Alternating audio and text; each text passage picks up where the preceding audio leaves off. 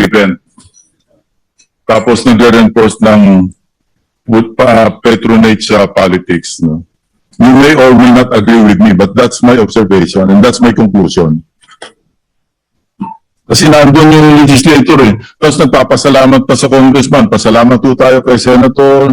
Pasalamat tayo kay congressman. Dahil kung di sa kanila, wala tayong didistribute ngayon. Hindi po ba nangyayari? Alam nyo, meron kami mga nakatago mga video. Hindi ko nila papalabas kasi baka mapaaway na naman ako sa ating mga kasamahan. Hindi ko nila papalabas dito. But it's really happening. And I hope we can put a stop to this and just allow the DSWD family to do their own, to accomplish their own mandate na walang pakialam kasi nape-pressure din sila eh. And I think the good secretary will agree with me. May mga pressure na dumarating sa kanila. Kung saan lugar magsasagawa ng, yung distribution en masse or yung public gatherings. Sila pa yung produce siguro ng tao eh, or maybe the mayors. Mag-produce ng mga tao. Kaya lumolobo pagka-election year eh. Kasi kailangan, mayroong gathering, kailangan magkampanya, kailangan ipakita na namimigay. My point, Mr. President, is, it's time we put a stop to this practice and just allow the SWD to do their own thing, Mr. President. Ito yung minimension ko kanina na specific cases, Last week ba ito, as in, from now? Okay. Ito sometime last week, residents in Iloilo City, pakita mo nga yung news, reported that most of their 10,000 DSWD cash aid was illegally taken by individuals allegedly linked to barangay and city hall personnel. Of course, Marie Elias ito, from Barangay Takas. Said that a supposed staff member of a barangay Kagawad took 8,900 pesos. Nangyari ito, hindi kumpleto yung natatanggap na dapat natanggap kasi merong kumakat. While Inday, of course, alias din yan, from Barangay San Juan, said 9,000 was taken after the payout. Minsan nga hawak na ng beneficiaries. Papipilahin pa para isoli yung So, 10% lang nakukuha ng beneficiary. Yung 90% nandun sa bulsa ng mga nangasiwa. Otherwise, hindi sila masama sa listahan. And we know this is happening. Kaya nga ang importante, Mr. President, like the 4Ps, dapat talaga may data eh. May programa, meron tayong datos, meron tayong pag-aaral, meron tayong pinapag-graduate, nakagraduate yung anak kasi merong educational assistance, nakapaloob doon sa 4Ps, etc., etc. Pero doble-doble na nga eh. Meron na tayong educational assistance under 4Ps, meron pa tayong educational assistance under AIX. Meron din tayong medical assistance under 4Ps. Meron pa tayong MAIF. Yung MAIF, guarantee letters yan ng politiko. As much as 100,000. At hindi na lang natin ilagay sa programa ng Universal Healthcare para naman makagraduate tayo from low or medium to high end. Kasi ngayon parang I understand bumalik pa tayo from medium, bumalik pa tayo sa low eh. Kasi kulang ng pondo.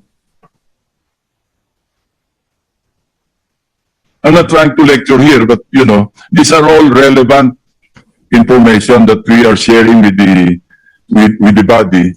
Para na sa ganoon, makorek natin, maremedyohan natin yung mga malpractices, if I may say that.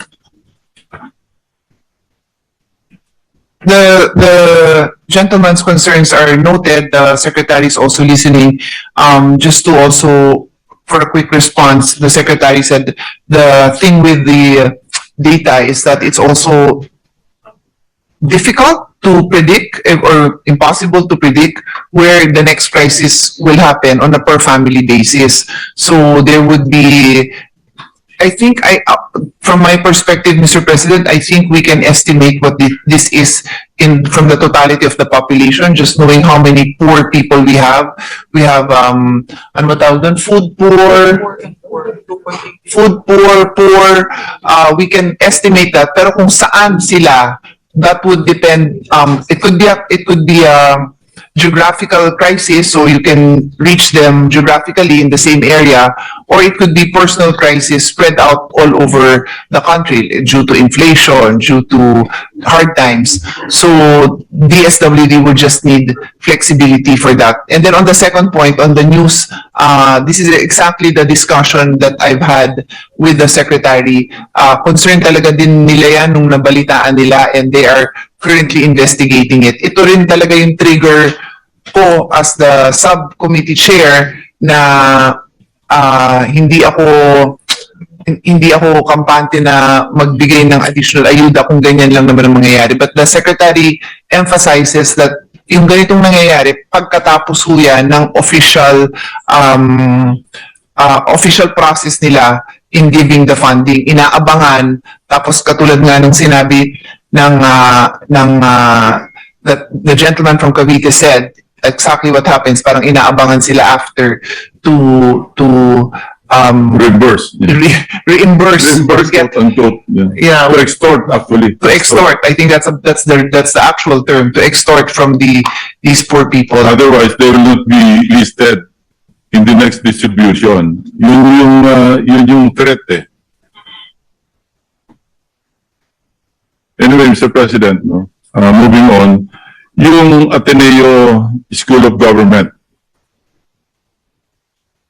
ASOG, no? Nag-issue sila ng position paper. I'd like to share it with the body on the corruption issues in government. Specifically, yung cash dole-outs like AKAP, AIX, MAIP, and TUPAD have no system for identifying beneficiaries and conditions or qualifying as beneficiaries.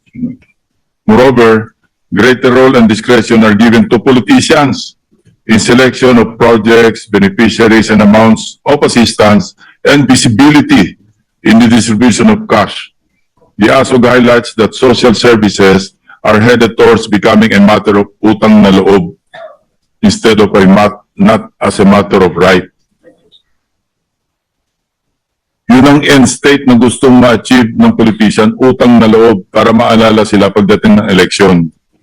So, hindi ito nagseserve ng purpose na yung nangangailangan talagang bigyan. Binibigyan para magkaroon ng utang na loob. Now, my next question, Mr. President, is... Mr. President, I'd just like to make a reaction also to that, no? In our letter to the chairman of the Committee on Finance, wherein we recommended that we stick to the net value of the AIX. Precisely, we indicated the reasons that we also hear from these, not just the NGOs, but also academicians on the best way to allocate these funds. The recommendations are programs are people-centered and sustainable, such as, number one, the social pension for indigent senior citizens. 2, supplementary feeding programs for children. 3, establishment of regional Bahay Pag-asa facilities. And 4, subsidy for accredited private social welfare and development agencies and capacity building of social workers. For the record, Mr. President, we supported all of that. Lahat pong sinabi ko, ginawa ho natin. We recommended to the chairman that these programs be given added funds, and the chairman was able to support our intervention. So I just need to spread that into the record na talagang may ginagawa naman tayo with the full support of the SWD. These are programs that they want to improve on. We are doing that. But like I said, this was my letter, my first letter. Following that, in conversations that I had with our own colleagues, they expressed the heart-wrenching scenarios that we see on the ground with people who were devastated by these big calamities. And of course, the need continues even for those who, like we said, have personal calamities. Thus, as I said, the body can decide if they still want to add to the AIX. That's for the body to decide, Mr. President. Kasi talagang humihingi pa ng pondo ang DSWD despite us being able to also provide more support in these programs. And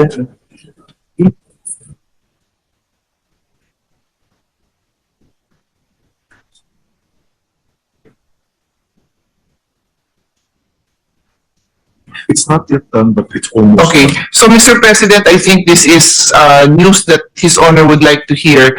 The President had exactly also requested that we have a more comprehensive study to see which of these interventions, which the AIX, the MAIP, TUPAD, which ones are really able to address the poverty of our people. And the study is now ongoing. It is being conducted by Shell, Habito, and Company, Mr. President. And my suggestion is, pwede bang i-umbrella na lang natin under one program for peace? Related naman lahat eh. Integrate na lang natin, consolidate natin under one program to be handled by the DSWD, you know. Parang nahihirapan po, Mr. President, sumagot ng oo ang secretary kasi iba yung mga So, mandates. expand na lang natin by way of legislation, yung covers ng purpose, kasi cover ng law yan eh. Para na sa ganon, talagang data-driven. So, like, for instance, yung target ni Forbes, they're only poor na may mga anak. Yes. Like most conditional cash transfer. Baka we might run a fund. Isama na natin yung ano, you know, I'm also in for the record, I'm also in I guess, for Mr. President, we need to study what kind of law is necessary because to just expand the 4Ps, 4Ps is a very specific target to break intergenerational poverty. That is providing the support that will change their habits, bring them to school, and make sure they are healthy. Yun yung main doon eh. Maybe we can really ask the experts also. I love this kind of legislation. I'm with you on this, but I'd like to hear from the experts what would be the best way to target the concerns, no? Ito kasi katulad ng binanggit ko, this is the objective of 4Ps is inducing new behavior. Send your kids to school, make sure they're healthy, get their vaccinations, and so on and so forth. If we were to add to that na kailangan pa rin ng pamilya pero hindi aligned dito, we just want to be sure na tama ho yung gagawin natin. I'm with you on that, Mr. President. We can ask the Secretary, maybe he can talk to the cluster. And Studies. For the information, Mr. President, number 2 sa listahan ng LEDAC Common Legislative Agenda for the 20th Congress, yung hindi to self-serving nag-file po ako ng bill dito, amendments to the Pantawid Pamilyang Pilipino Program, 4Ps Act. Number 2 po ito sa mga priorities ng galing sa Malacanang based on the LEDAC. And I'm also in full support of the move or the proposal of the SWD to ban politicians in cash aid distribution crisis program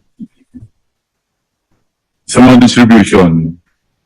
Ito, DSWD is ban on politicians in cash aid distribution. Crisis program faces major funding cut. Yan po yung statement ng DSWD. And I'm in full support of that proposal. In fact, I recall yung chairman ng si Chairman Erwin Tulfo has already sponsored the committee report in this regard, you know, before we started the plenary debates on the budget.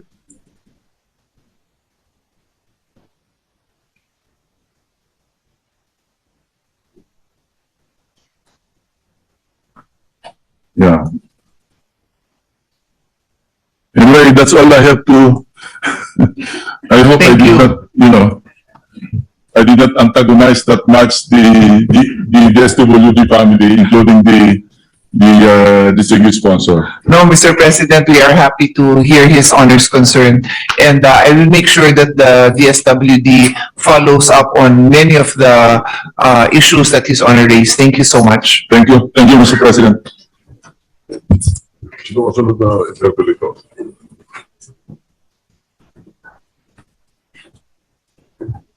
Sino kasunod? Yung muna? Senator Ron Padilla is recognized for the continuation of interpellation of DSWD budget. Maraming salamat po, Ginoong Pangulo, at sa atin pong